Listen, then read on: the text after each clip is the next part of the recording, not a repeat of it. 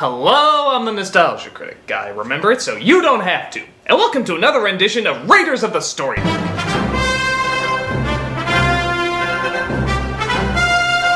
know, I was sitting at my desk about to figure out how to solve world hunger and cure all known diseases when suddenly this popped in my head. It will never leave, it will never leave.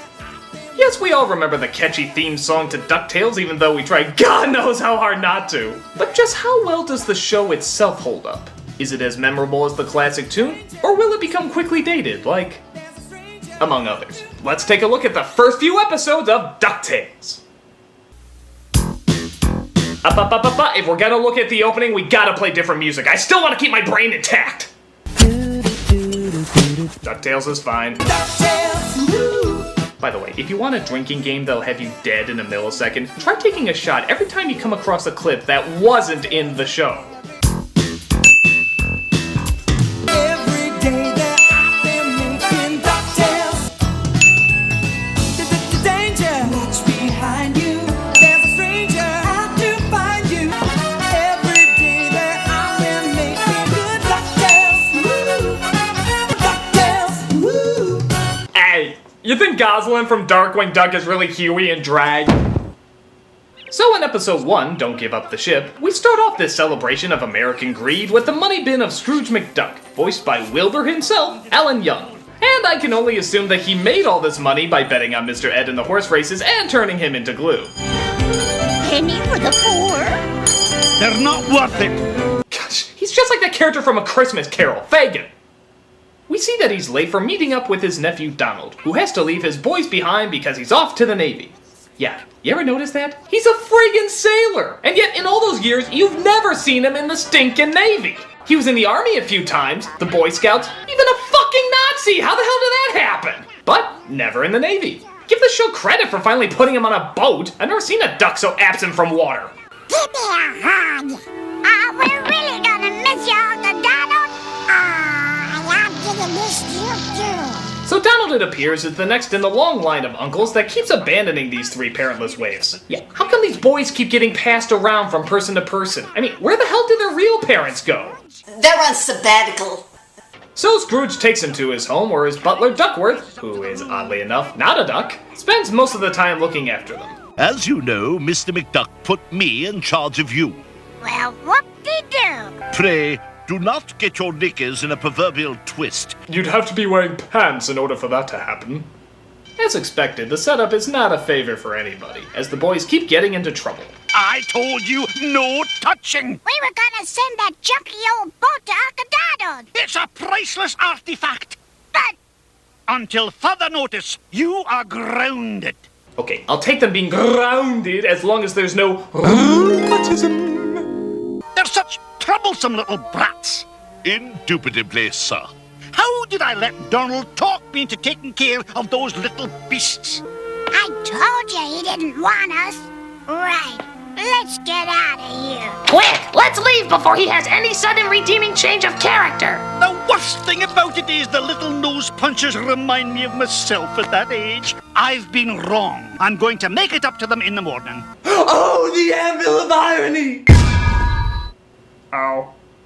But the boys notice that someone is sneaking into Scrooge's vault. It's the Beagle Boys, who are trying to steal a model wooden ship. But what's even stranger than that is the person they're stealing it for. It's a character named El Capitan, who I can only describe as McGruff the crime dog if he was a Mexican flasher. It leads to a sunken treasure, a ship full of oro, gold. And by the way, if you can't figure out what he's chasing in the show, I'll give you one guess. Gold, gold, gold, gold, gold, gold, gold, gold, gold, gold, gold, gold, gold, gold, gold, gold, gold.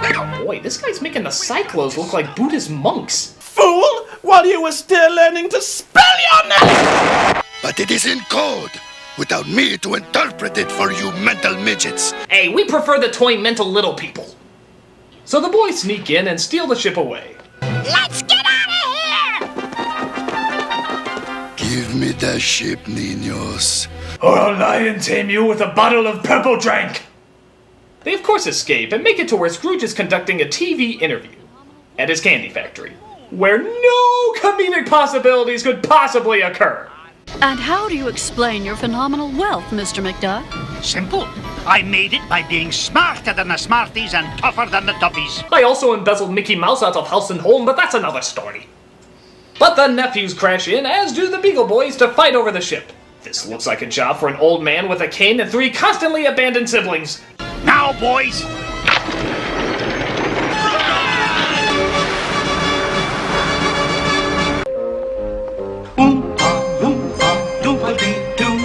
I've got a perfect puzzle for you. So that wraps up the first episode as we enter episode number 2, Wrong Way and Wrong Way. We see Scrooge's rival named Frank Hart Glumgold. Don't you just love these names? As he gets a call from El Capitan. Money talks. I listen. Speak. Mr. Glumgold. I love this guy's voice. Can you see him doing something normal like ordering a pizza? That's right, and a large pepperoni, and mushrooms the size of my giant novelty mustache. And how will you be paying for that, sir? Gold! Gold! Gold! That's right, I'll be paying with gold card. Well, if this name doesn't mean anything, then it must be a code. Oh, like the letter A equals a 1. Right. Then the name is really numbers. Double right. Of course, 13 is M. 1 would be A, 8 would be H, and 5 would be E. Like latitude and longitude? Triple right. Just then, Glumgold drops by to make Scrooge a challenge. Whoever makes the most money from scratch in 2 weeks wins. Whoever loses eats my hat. Deal. You think this is what Bill Gates and Donald Trump do in their spare time? Except instead of eating his hat, they eat his toupee? Pack your swim fins, lads. We're going for sunken treasure. That's where we're going. South America, the tiny country of Wrong Way.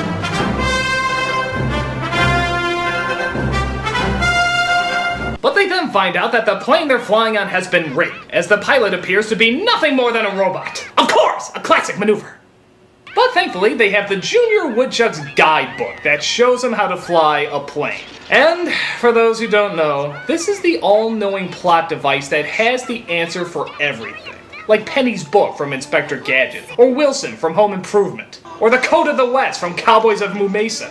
Oh my god, you watched that?! Hey, shut up! There's nothing else on at that time slot! Jesus Christ, I'm embarrassed for you. Oh, shut up! You shut up! Go ahead and watch Cowboy Cows! Or Cow Cows! Or Boy Cows! Or... Oh god, I can't believe you actually watched that! Are you done? Never! So they use the book to figure out how to land the plane and end up in Wrong Way, where they go hunting for the treasure. But little do they know that Glumgold is there searching for it too. He's escaped. Oh, duck pajamas. And the winner for absolutely strangest curse in the world, duck pajamas! What the hell? So they come across a cave that eventually leads to the treasure. The only problem is the water is rising and they can't go back the way they came. But how are we gonna get all this gold home, Uncle Scrooge? By helping you earn your Junior Woodchuck seamanship badges. Wait a minute, they make gold planks? Wait a minute, they make gold hammers? Wait a minute, they made gold friggin' sails? What do they teach in these Junior Woodchucks meetings? Now, children, we're going to teach you how to make a battle cruiser out of asparagus. But Scout Leader, why? I don't know. It's right here in the book next to make golden planks, hammers, and sails for an ancient ship. I don't question it, I just teach it. But Glumgold and El Capitan sneak aboard and try to take over the ship, but end up accidentally sinking it due to their bickering. And since Scrooge still has 1 golden coin left from the treasure, he technically wins. Which means, you know what? How do you want it? With or without mustard? They were darn good friends from that day on. Davy sold his furs and then was gone. So that ends episode 2 as we lead into episode 3, 3 Ducks of the Condor.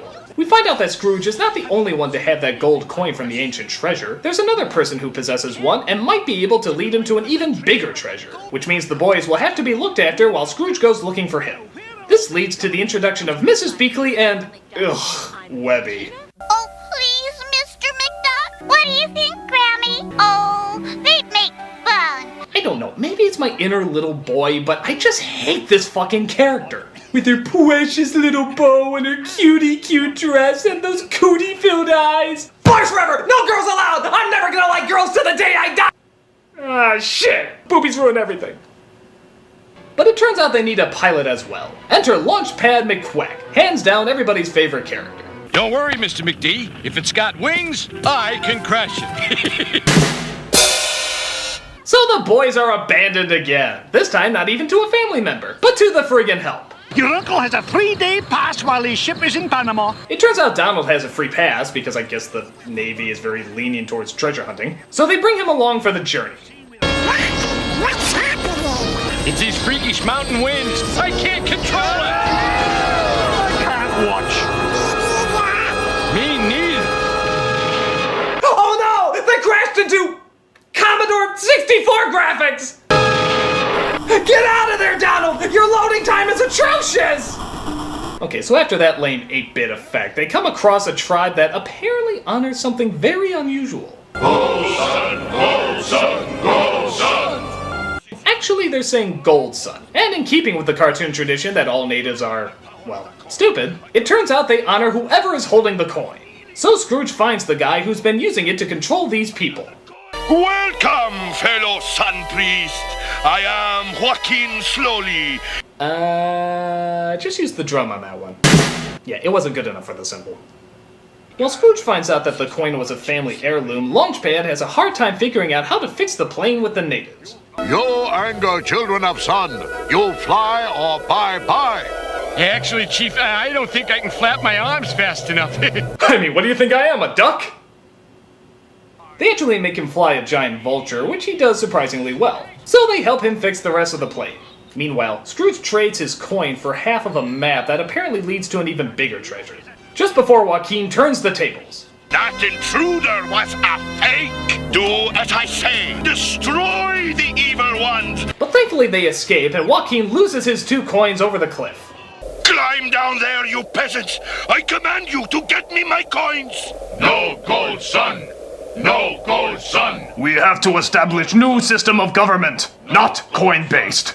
So they drop Donald off, and Scrooge is on his way to find the second half of the map, thus beginning the next episode, Cold Duck. Shh! Be very, very quiet. We're hunting Beakley. They're lucky I don't sue for copyright infringement. Ready, tuning fork. So, in probably one of the strangest plot points in the show, they use a tuning fork to, well, watch.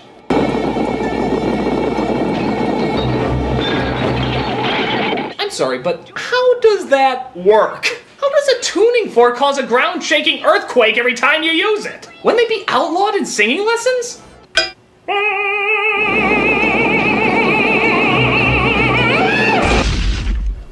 But then Launchpad comes over to collect some supplies, and, of course, everybody seems to sneak aboard. What are you doing on this plane? Well, I was looking for the boys. The boys? Little tattletale. So apparently they track him down to the Antarctic, where they come across an unhappy customer. Yay! A walrus! I am the walrus. Stay away from them, you... It seems the writers have confused a walrus for a bull, a common mistake. And also let us know that Scrooge has been captured by an army of penguins, who also end up grabbing the boys too. Hey, as long as none of them are voiced by Martin Short, I'm good.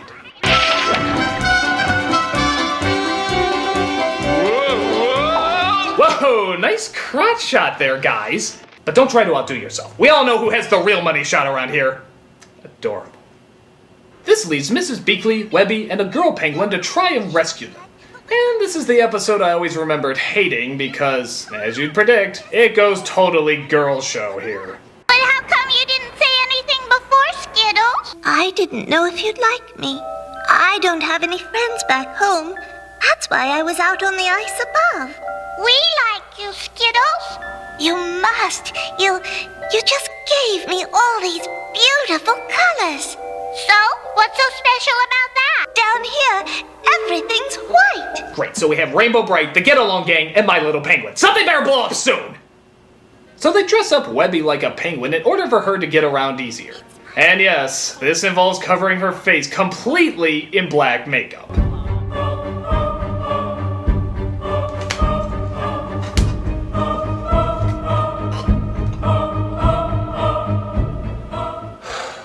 Sacrifices I make for good taste.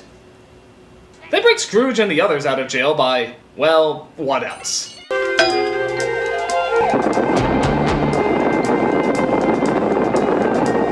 seriously, when did a tuning fork become the fucking BFG? But they're suddenly spotted. So the penguins send their Technodrome igloos, would that be Technogloos? To stop them. But they manage to get out, as well as take the other half of the map with them. The only thing left to do is drop off their little friend. We can't land, Skittles. We're going to have to parachute you out. No time to explain how it works, just go!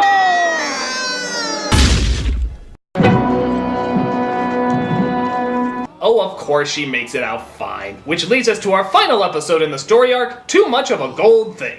Here the map leads them to the Quacka Wacka River, a tributary to the Waka Waka Nile, where they land the plane and go looking for the big treasure that's been built up all this time. After all the trouble I've gone through, I, Scrooge McDuck, deserve this treasure. We also get introduced to a sporadic new plot device known as Gold Fever. I'm afraid, children, that Mr. McDuck is in the clutches of gold fever. It's when you itch for wealth so much, you forget what's important. Wasn't that sort of his character the whole time? I mean, are they really just noticing now that Scrooge is greedy? You'd think it's just a term, too, but nope. Apparently, it's a real friggin' disease in this world. How come Uncle Scrooge has that funny twitch? It's the next symptom of gold fever. The gold fever is getting worse. Is it the gold fever? Yes, Webby. What happened to these guys? It was gold fever. Boy, they really hammer this thing in, don't they? There's stages, symptoms, fatal outcomes. This is some heavy-duty shit. But for something so apparently deadly, it's also so incredibly vague. Couldn't they give more detail for something so fatal? I mean, can somebody in an under 2-minute cameo explain how gold fever really works?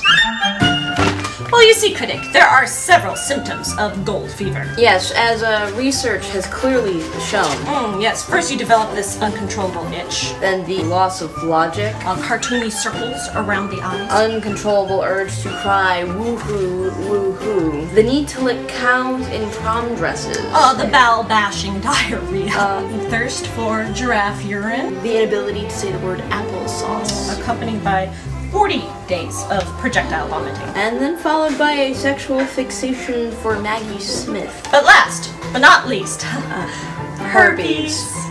Why, thank you, doctors. I'm so much more enlightened. Oh, we're not doctors. So they make it to the temple with all the gold, but it turns out that if all the doors are opened, the temple will entrap them there forever. You know, what is it with lost civilizations that want to kill everybody whenever someone finds their shit? They're already dead! What are they gonna use it for? None of you will be climbing anywhere.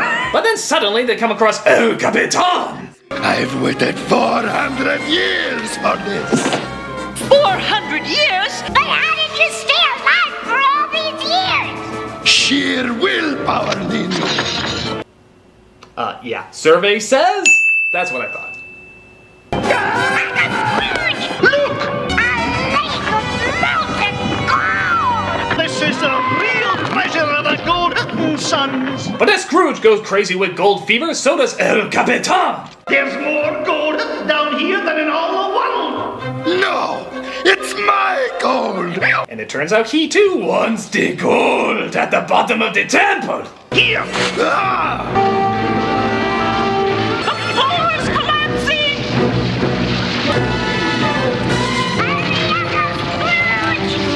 Wow, this scene is incredible! They should totally overplay this in the opening credits! So Launchpad comes to save them and the city is buried forever. But that doesn't stop El Capitan from looking for the gold. No! The gold is buried under a mountain of dirt. Fool! I will dig up the gold if it's the last thing I do. You know, has he ever thought about just getting a job? 400 years and he's never looked for a job. It seems kind of strange. Welcome back, Uncle Scrooge. Run! So as the team flies away, we see that old habits really do die hard. I heard there were gold doubloons off the coast of Java. Did you say gold?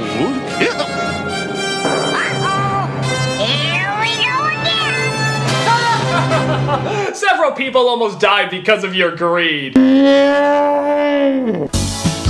So that's the DuckTales story arc. Does it still hold up? Well, not only does it hold up, but actually, it really holds up.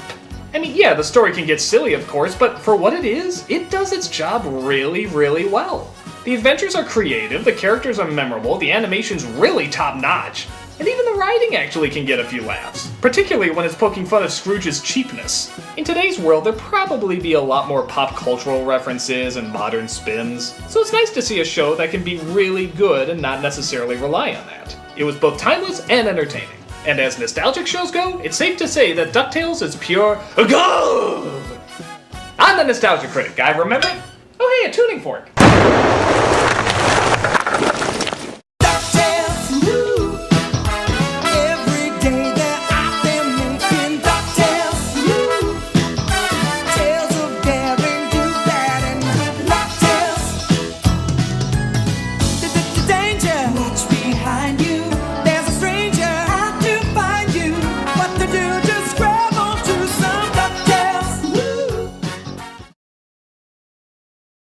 Interest in octopus. Interspecies romance. The urge to go diving headfirst into a vault full of gold, even though landing on metal that solid would probably kill you. The urge to avenge the violent deaths of your parents by dressing up like a bat. Or dye your hair green, perhaps. The urge to wear heavy black-rimmed glasses sometimes arises. I have very poor eyesight. I'm working on it. There is the inability to wear pants. Not everybody needs to wear pants. Acute alcoholism. Drinking alcohol with the word gold in the name, even though it tastes disgusting. We're not real doctors. I have a PhD in engineering. I am absolutely a doctor. PhD? You call that a doctoral degree?